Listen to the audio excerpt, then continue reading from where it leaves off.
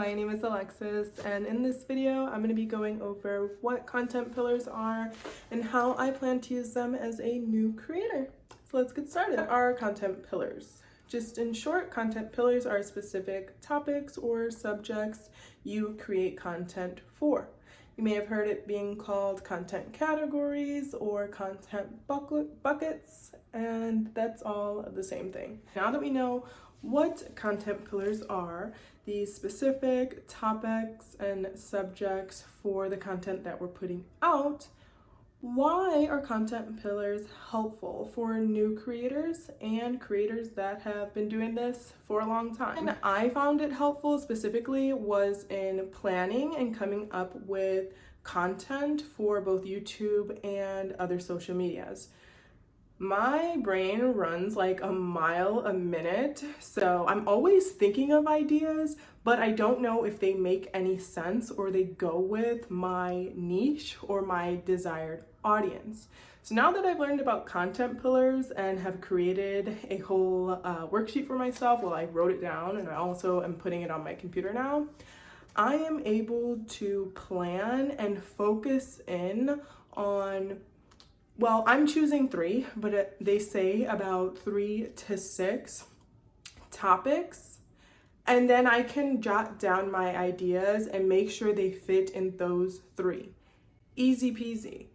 Rather than me thinking of all these different things and all these different ideas from everything that I've ever watched and now want to recreate, I can focus in on these 3 topics and make sure that by doing that, I am reaching my desired community of watchers. When you're just starting out, it is suggested to kind of think of it as an upside down pyramid. So starting small with just a few like really niched in types of content. So for example, if you'll be a beauty influencer, you can focus on maybe hair videos. But under those hair videos, you could do like natural hair care, you can do like doing your own braids, you can do going out in your community and trying different hairdressers, you can do doing other people's hair. Like those can all be different pillars under your niche, but it's super focused in, if that makes sense. So for myself, wanting to be in the social media and education, I can really zone in on, of course, these educational videos as I'm learning as a beginner, things like my equipment, editing, so on and so forth. But eventually I can grow and go into vlogging and travel and things like that, because by then I've already built a community that likes me for me. So it helps reach a desired audience for your channel, as well as helps you as a creator plan with always being stumped on what to post. Now that we know the what and why of content pillars, how can we use this in real life to help us out? So if you are a channel that already has a following, you could definitely use your own analytics. So you can check and see who's checking out your posts and videos, when they're looking at it, and what's getting the most watch time. But me as a beginner, I don't have that luxury just yet. So what I do is I go to other channels that are similar to mine, and I actually go down into the comments and I'll read through what their watchers are asking for, whether they liked the video, what was not discussed in the video, to help me come up with ideas of what I can do and what may work for me. May or may not, we don't know. The more that you do, I believe the better you're gonna be at something, whether it works out the way you thought or not, at least you're putting in effort. Another way is trends. So this could be like your typical trendy things on the internet, but also in real life trends, holidays, things that are going on in your state, the country, and etc. So with the holidays coming up, I know a lot of people are talking about Vlogtober, so that may be something that I'll do. I don't know 100%, but that could be a trend. Right now in the social media space, I see a lot of people talking about UGC, so I definitely want to make some videos on that. But those type of trends, but also like when COVID happened, a lot of people on the internet, you know, in health and food, fitness, things like that, were kind of talking about that and making content of, you know, how you can work out at home, foods you can eat to boost your immune system. So there can also be trends like that.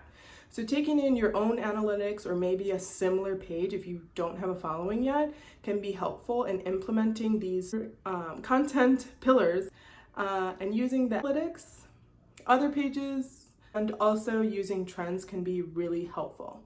Now, I do want to show you what I actually put together. This is just like a start. I wrote a lot down in this notebook that I'm trying to put on my computer, so I'll show you that in just a bit. To get you some ideas of what you can kind of start these content pillars off with is looking at yourself, or if this is for a business, at your business, and thinking of things that educate, promote, relate, and entertain. For a business and you have promotions coming up or products that you want to push, you can have a whole category pillar of just promotional content and then write in all the types of videos, photos, carousels, etc. You can also educate. So specifically for my channel, I do have educational videos, so you'll see the type of content ideas I wrote down there. Also being relatable, so this could be like vlogs, chit chats, Q&As, things like that that you can kind of like talk to your audience and give them that sort of feel. So entertainment, so that could be like DIYs, try on hauls, you know, maybe it's a video of you doing like ASMR, mukbang, stuff like that, just like really entertainment focused. So those were some of the ideas I thought of when I created this. So let's take a look at what I have here. Hopefully you can draw some inspiration. Hi guys, so this is what I created for now. I just whipped this up for my content pillars. So these in bold are the actual pillars or categories. So I have my education on social media, entertainment, so that'll be like my behind the scenes and chit chat type videos, and then for creating the community or relating, that's going to be the vlog type videos. This is really just upcoming things I could think of. I do plan on creating this into a blank and just printing them out so I can actually write on them. For my education, my next video is actually going to be the how to create a YouTube video. I am going to do a UGC versus influencing and the difference, and creating content, creating a content portfolio as well. So these also fall along, as I said, the trending topics. Then for entertainment, taking my own photos for social media, because I do take all my own pictures. Time it takes for me to create content. And then I have a trip to Florida and we are going to visit a few places, so I will do a little vlog on that. And then I live in Chicago. The Riverwalk is beautiful, so I'll probably do a really cute vlog on that. But that's really all for this video, guys, and I will see you again on Thursday. Bye.